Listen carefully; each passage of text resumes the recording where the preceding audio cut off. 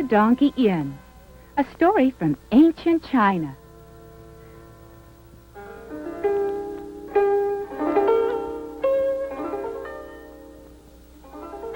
A very, very long time ago, in the northeastern part of China, in an area that was much traveled by the local businessmen and merchants of the day, there stood a large and beautiful inn. It was very ornate, with beautiful towers, colorful stained glass, and a spacious courtyard. In the courtyard, there was a long dining table that was used to feed the many lodgers who were hungry from their long journeys. The inn was owned by a young and very beautiful woman who lived alone but for a large stable of donkeys, said to be the largest herd in the land.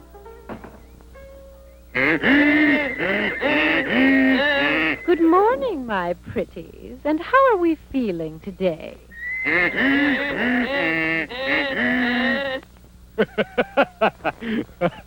The landlady was charming and known as a very delightful hostess who kept her guests not only well-fed, but also amused with interesting stories and tales. One day, a weary traveler was walking through the land and needed a place to rest for the night. He searched and searched for a place to stay. He wanted to find some shelter before nightfall, so he pressed onward and finally came upon the beautiful inn.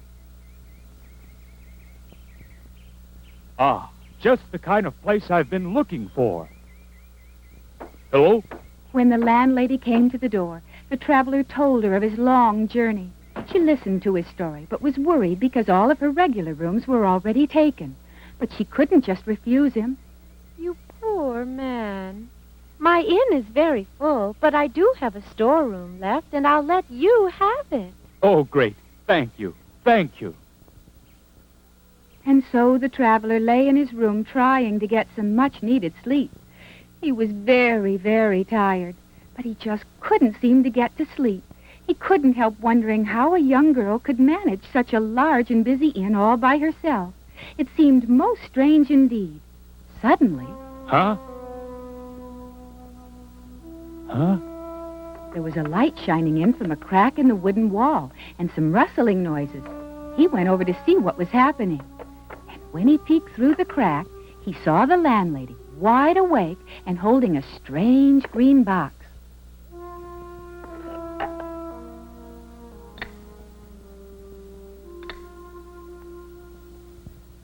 Huh?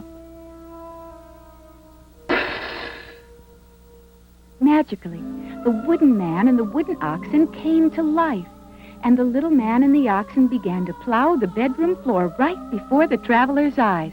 Oh.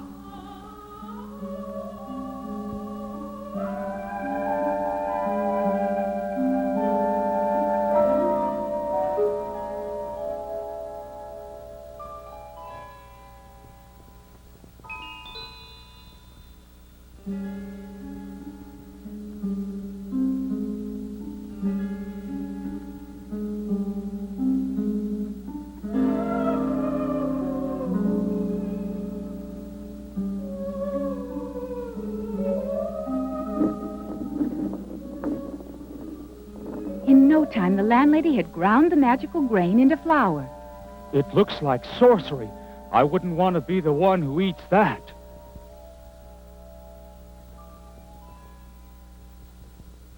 The next morning... Good morning, gentlemen. I hope you're all rested and ready for breakfast. I've brought you some freshly baked bread. It's a special recipe of mine. Why, what's the matter? Are you ill? No. I just remembered. Have to get magic, moving. I have important business with a very rich merchant. Oh. Well, have a pleasant journey. The traveler ran out of the inn as fast as he could. He was very frightened. But then he wondered about the other lodgers. What was to become of them?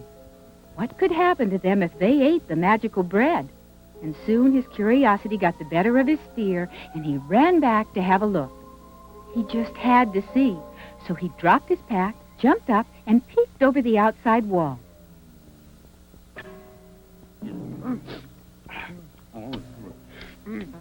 He saw the 6 men happily eating the landlady's bread, while the landlady watched them with a smile on her face.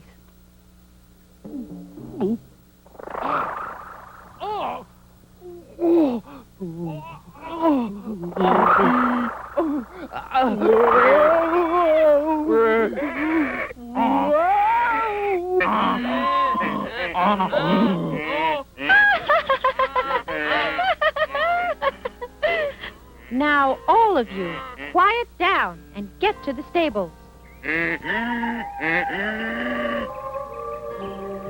Hurry up now.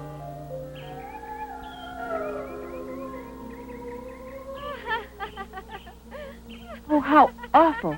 Why, that landlady's a wicked sorceress, and those poor lodgers have been turned into donkeys.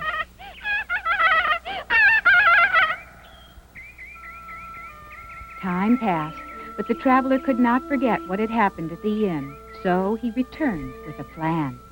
He had to stop that wicked sorceress. He knocked on her door and told her that he was, once again, in need of a room and a home-cooked meal. He told her he remembered her kindness and how he could still smell the aroma of her fresh-baked bread. Oh, how kind of you. Your home-cooked bread. I've dreamt about your cooking for such a long time, I regretted not having time to eat when I was here before. And now I'm finally going to get to taste this delicious bread. I can't wait. Oh, you flatter me so. I can't wait. I should have something to drink to complement the delicious taste. Oh, how forgetful of me. I'll bring you something right away. It'll only be a minute. Thank you. Take your time.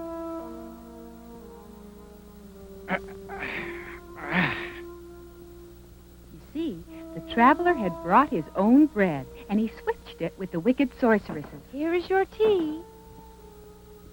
Oh, thank you. Now I can really enjoy my meal. Good.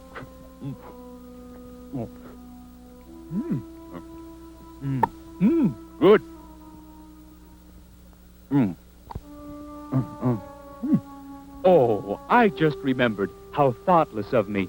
Here I am eating your delicious food, and I didn't offer you any of mine. Please, I insist you have some. Thank you. The sorceress gladly ate what she thought would be only ordinary bread. Is it good? It's very delicious. Not as good as yours, I'm sure. Oh! Ah!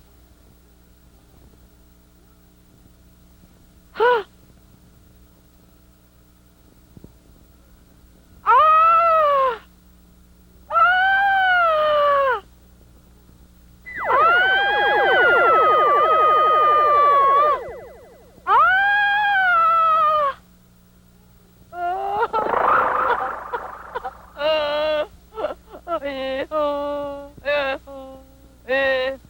Well, how do you like the taste of your own magic now, sorceress? His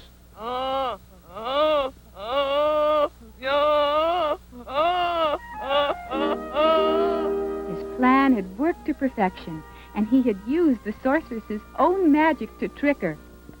And now he had a fine donkey to carry him on his long journey. But as he traveled, he was most surprised to find that this donkey never seemed to tire. In the days to come, the traveling merchant would use his donkey to make many, many faraway trips. And they did it so quickly that he was soon the wealthiest merchant in the land. He moved into the beautiful inn and could not have been happier.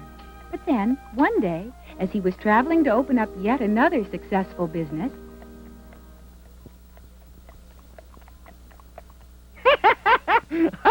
I never thought I'd see you turned into a donkey. Huh? Hey. I warned you that if you misused the powers I had given you, that someday you would pay for it. By the way, who are you? I have a favor to ask, good sir. It is true that this lady has been most unjust, but I promise you she has learned her lesson. Will you forgive her?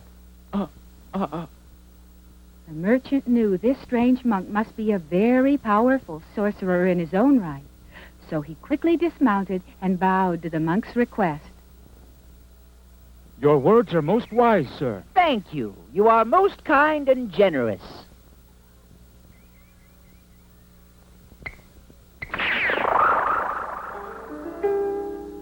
Ah! With just a tap of his walking stick, the monk returned the young lady to her former self. And when he waved his stick once more, the two of them disappeared, never to be seen again.